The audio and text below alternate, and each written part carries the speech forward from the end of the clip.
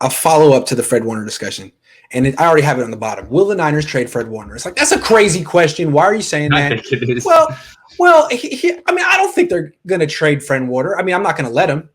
But it's sort of in their personality. I mean, they like to extend people's contracts who are inexperienced or have maybe 1 or 2 good years or have some injuries. When it comes to negotiating with players who hold all the cards, who are just the best at their position, now they got it done with George Kittle, but they didn't get it done with DeForest Buckner. And it's my question, like,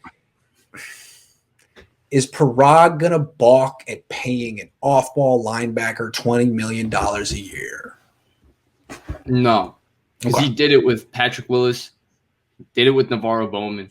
He didn't pay him $20 million, but he reset the market for him. Right, with both of them. And Bowman, actually, they had enough faith with him. I think after he came back from his ACL, before his Achilles, I want to say they re-upped him again and made him the highest paid linebacker. This was before he had the all-pro season after his ACL and Tom Sula's first year. Correct me if I'm wrong, because my memory's a little hazy there, and I'm trying to forget the Tom Sula, Chip Kelly stuff. But no, I'm sorry. Yeah. The Tom Sula, right?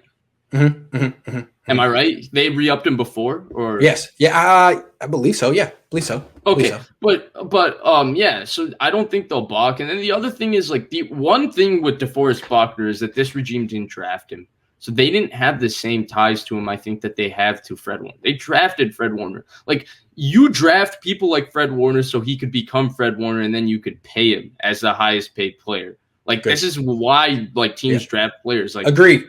Like I'm not saying trade Fred Warner. I'm not saying trade Fred Warner. So I'm just saying, like, I don't. Parag makes me nervous.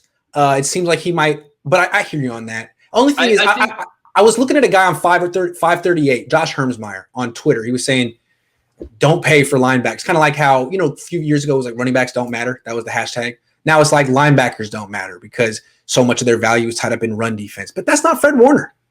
No, and I want to go read that article, but I do think a lot of linebackers get massively overrated through a span of a season and all of that, and we think they're good, and then when they're bad, you see stuff like this. See, this linebacker isn't that bad. No, you overrated Jalen Smith. You said Jalen Smith was the best linebacker in the NFL when he never was. That's the problem. You don't watch somebody like Demario Davis, like, wow, the Saints defense is so good because of their pass rush. No, Demario Davis has been one of the best linebackers in the NFL the last 5 years. Same thing with Levante David, Eric Kendricks.